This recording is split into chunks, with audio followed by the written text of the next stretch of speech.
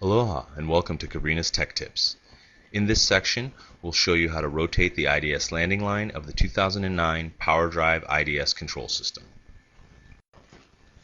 First, it is important to always inspect your equipment for wear and tear.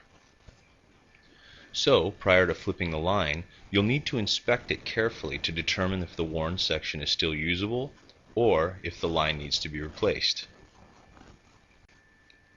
Flipping the landing line before its strength is compromised will help assure its long life.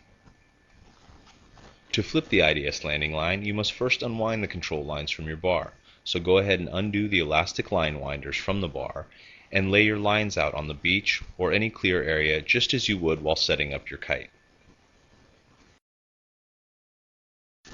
Next, you'll want to separate all the lines so they are easily identified. We recommend running the lines all the way out to the end to avoid any unnecessary confusion or tangling. Once that's done, the next step would be to pull the velcro open on the IDS landing line quick release handle, otherwise known as QR2, which releases the landing line ring from the security pin. With the ring now released from the security pin, it can now easily be removed from the end of the landing line. Next, go ahead and pull the landing line through the control system components up to the bungeed section of the line.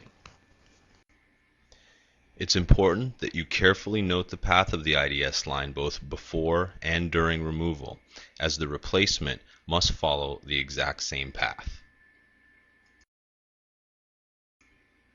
Next, you'll want to undo the loop-to-loop connection where the landing line meets the bungeed section.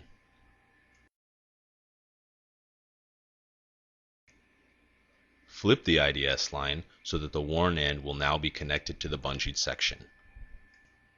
To make this connection, simply pass the bungee line through the loop on the worn side of the IDS landing line. Next, just grab the other end of the IDS line, pass it through the loop of the bungeed line, and pull it all the way through. Now that the flipped landing line is securely connected back to the bungee line, you can begin to rethread the landing line in its original configuration. First, make sure the landing line passes through the upper triangle just above the CAS unit. Next, you'll need to pass the line through the center section of the bar. From here, you'll want to thread the line through the little black ball, otherwise known as the IDS landing line guide. Now, just push the line through the hole in the back of the QR and we're almost done. Next, you'll take the ring and reattach it back to the end of the landing line. With the line now securely fastened back onto the ring, you can thread the ring back onto the security pin.